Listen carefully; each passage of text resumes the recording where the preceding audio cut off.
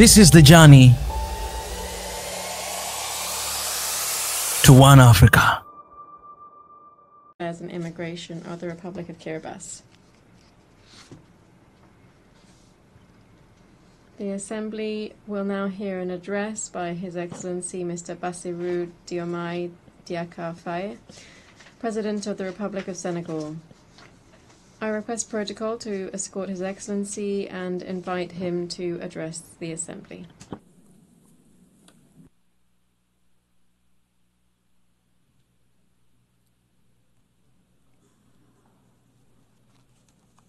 Madame la Présidente. President of the General Assembly, colleagues, Secretary General, distinguished delegates, ladies and gentlemen. President, on behalf of Senegal, I wish to thank your predecessor and also extend to you our warmest wishes for success in your presidency of this, the 80th session of the United Nations General Assembly. I would like to reiterate to the Secretary General, Mr. Antonio Guterres, our constant support in the exercise of his noble mission to benefit member states.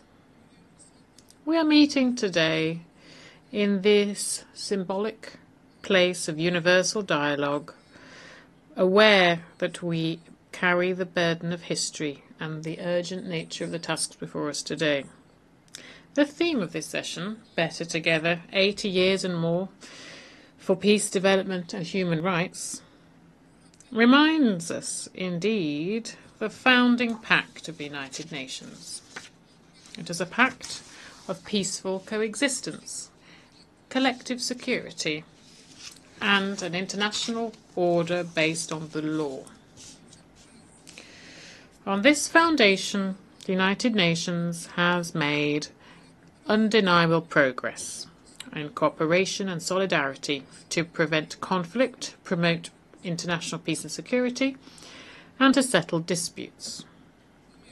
Equally, significant progress has also been made in the codification of universal norms for the protection of human rights and to create a safer and more peaceful international order. But 80 years following the creation of the United Nations, the world is teetering again, as if we had been caught in the same currents that dragged humanity into two major disasters in the space of one generation. We are living in turbulent times. There are new challenges and multiple uncertainties. The spread of terrorism, old and new conflicts, climate change, far-reaching economic crises, and falling international solidarity, and a higher risk of the collapse of multilateralism. Not forgetting either the resumption of the arms race, including in cyberspace. The most concerning, of course, is the appalling dehumanization, a world that feels selectively according to geopolitical interests and stakes. There can be no justice based on law when what is taken to be the international order is governed by double standards, by the right of the mighty and a spirit of us versus them. In this worrying context, Africa remains confronted with armed conflict, terrorism, particularly in the Sahel, cross-border crime and political instability. When faced with so many challenges, our approach should be an integrated one that combines prevention with resilience and a targeted response. Peace and security have a price. Let's give ourselves the resources to afford them with predictable and sustainable funding of African peace support operations, with suitable equipment and robust mandates and rules of engagement. That's the only way of tackling the scourge of terrorism and of rebuilding a minimum level of security and stability in the areas affected. Here I wish to reiterate Senegal's solidarity towards our brotherly countries who are working day in, day out to fight terrorism. In the Middle East, the Palestinian people continue to live through the worst of tragedies, now indescribable. Under the daily shower of bombs, all lines have now been crossed.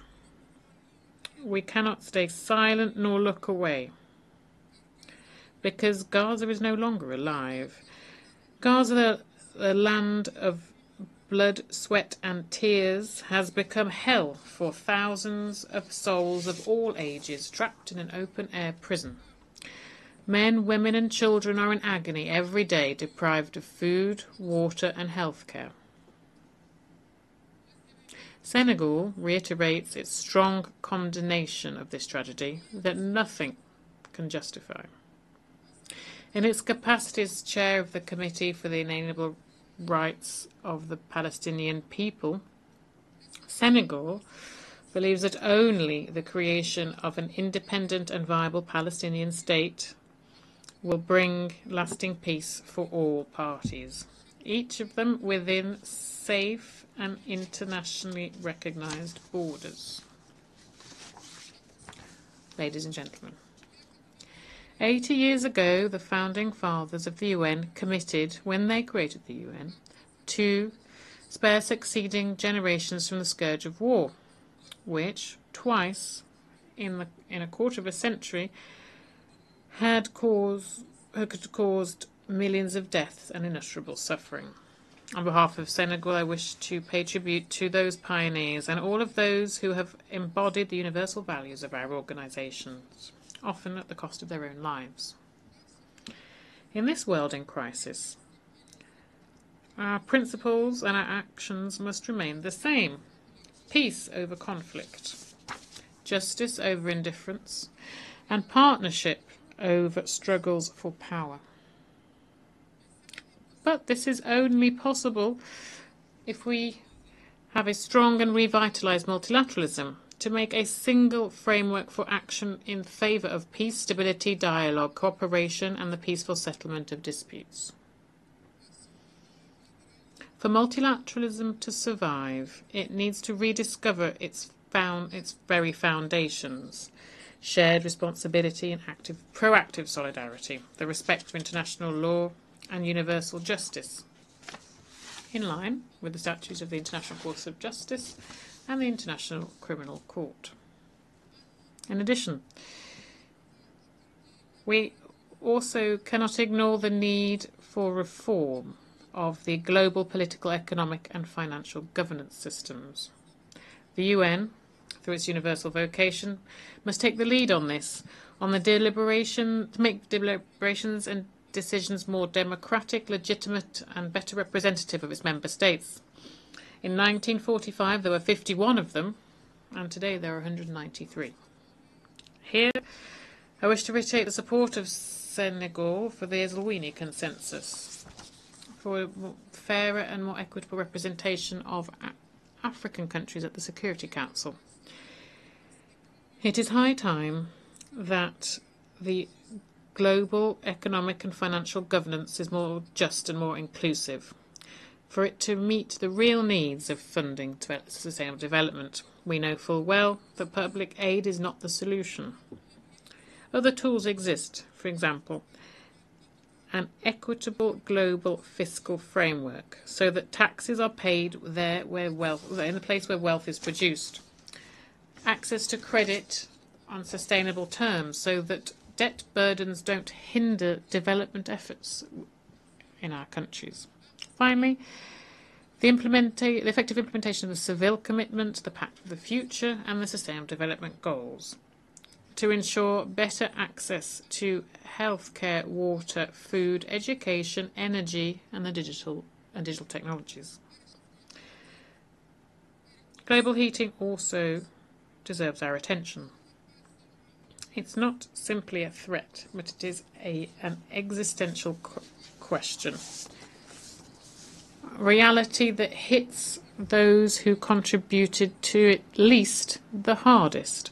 Africa only contributes 4% of global emissions.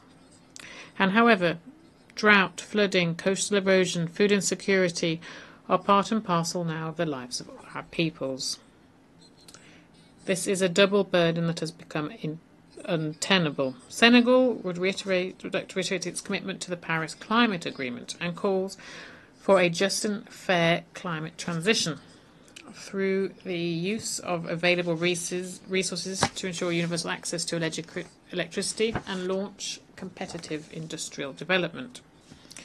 The fight against climate change will, of course, need significant funding for adaptation, improved access to climate funds, and also the guarantees for technology transfer. Senegal welcomes the creation of a loss and damage fund and calls for greater solidarity on an international level to replenish the fund so that operations in the field can be financed. Excellencies, ladies and gentlemen, faced with the emergency and urgent challenges and numerous challenges before us, we are not helpless. The world does have the necessary means to feed the hungry, to raise our children, to heal the sick, and to silence the guns. The real obstacle isn't a financial or a technical or a material one. It's a question of political will. The will to make multilateralism a tool for collective solidarity, for cooperation over confrontation. The will to build a future where human dignity is at the heart of every decision we take. So, at this, the 80th anniversary of the United Nations, let's not just state that the world order is tired, but let's springboard for new hope. A hope for a more effective organisation to benefit the people it represents. Senegal remains committed to work to this end with all members of the organisation. We are ready to build bridges, to enact reforms, and to continue our common endeavour to build a world of peace, justice and solidarity. I wish every success to the work of the 80th session of the UN General Assembly, and I thank you for your kind attention. Au nom de l'Assemblée générale. On behalf of the General Assembly, I wish to thank the President of the Republic of Senegal. The